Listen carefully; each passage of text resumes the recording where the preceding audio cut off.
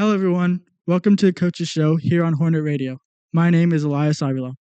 This week, we're taking a look at the Fullerton Hornets men's and women's track team.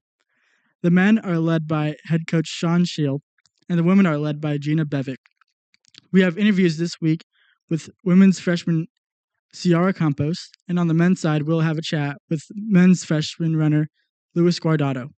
However, before we get to those interviews, we have a couple of things to talk about first. Last week, we mentioned Joe Grahovic of the men's basketball team earning OEC MVP honors, making the first team in the OEC, and was named the 3C2A Men's Basketball Player of the Year. And recently, he has announced his verbal commitment to St. Bonaventure to play Division I basketball. Congrats to him, and we can't wait to see all of his accomplishments.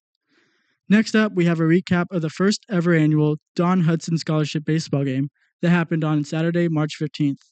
For more details of the Hornets clearing the deck of the Pirates, here's Caleb Ramos. Hello, everyone. They're still only at 6, and the Hornets are now at 7, putting the Dons in the bonus. And Mac West will make both free throws, make that 61-56.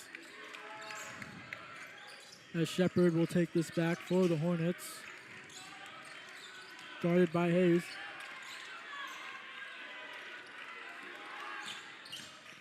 Takes inside the paint, gives it to Davis, to Miles for 2. No good, but he'll draw a foul. The foul will be on Brennan. Miles there had Brennan slipping, and maybe it's a little bit of sweat on the court, or maybe his shoes don't have great traction, or maybe his momentum was just a bit too much. But he did slip and caused a foul. Brennan's trying to argue that Miles kicked his leg out, and so he shouldn't be liable for the contact there, but Miles is shooting his 2 free throws nonetheless. As you see, Brennan pleading his case with Billy Logue. And now, as I just talked about, both teams are now in the bonus. Any foul from anybody will result in free throws. As Jakari Miles makes his first free throw, 62-56.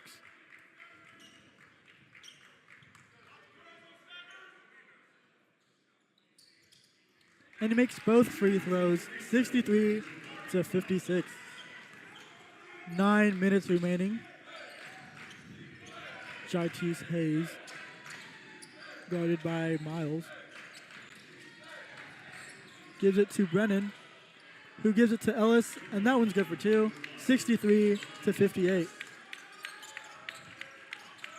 Shepard.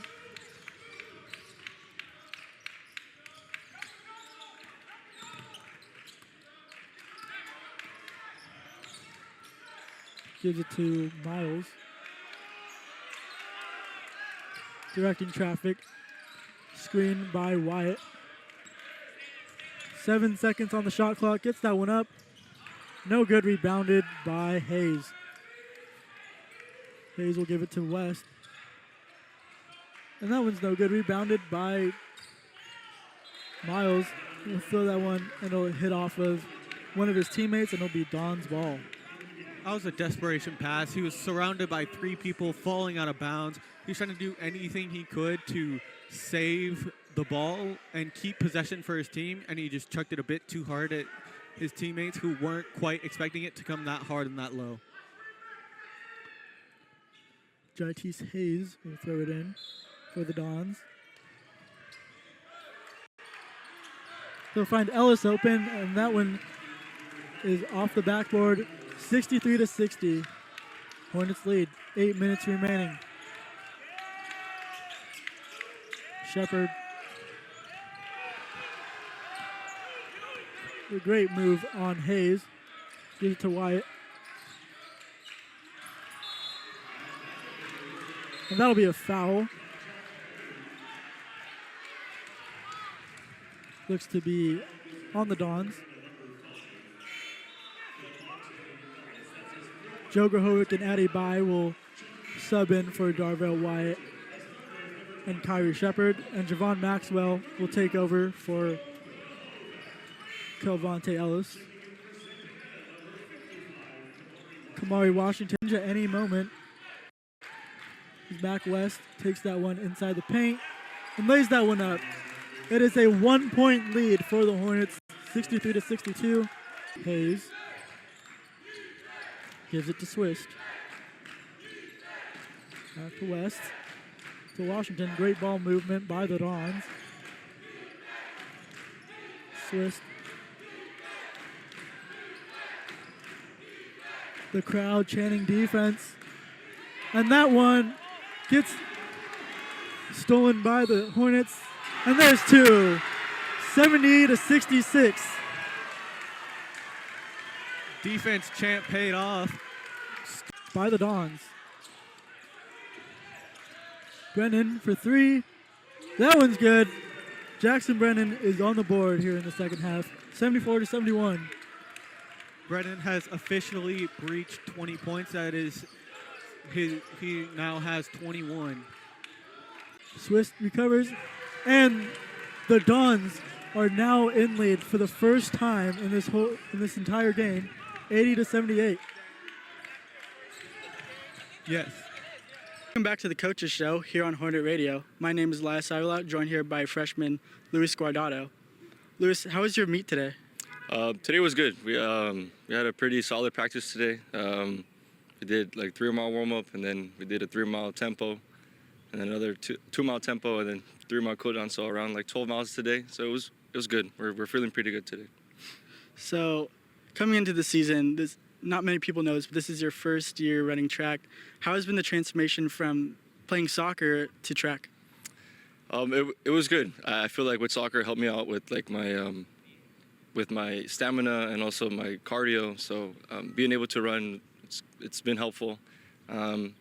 Yeah, like I said, with the coaches, he's great. Like the teammates are great. We've all been doing pretty well. So I'm happy that we're succeeding. You mentioned the coaches and the teammates.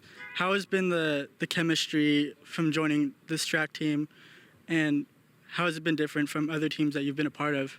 Oh, this is great. We have great chemistry here. The coach is awesome. Both coaches. Teammates are awesome. I feel like we're feeding off each other, our energy, and just doing well. Every day we just try and get better. We strive to do better. So I'm happy with where we're at. Yeah, I'm just excited. What have been some of your goals this season? To run a better time. I've been trying to lower my times, my PR, so it feels good being able to actually meet the times that I want, and just continue to lower my times, that's all. What has been your favorite event to run so far? I would have to say the 1500, so a little bit less than the mile. We've been practicing that pretty well. I lowered my time to around 4:16, I believe. So it's been great. It's a struggle. It's kind of like a really hard run for like 4 laps.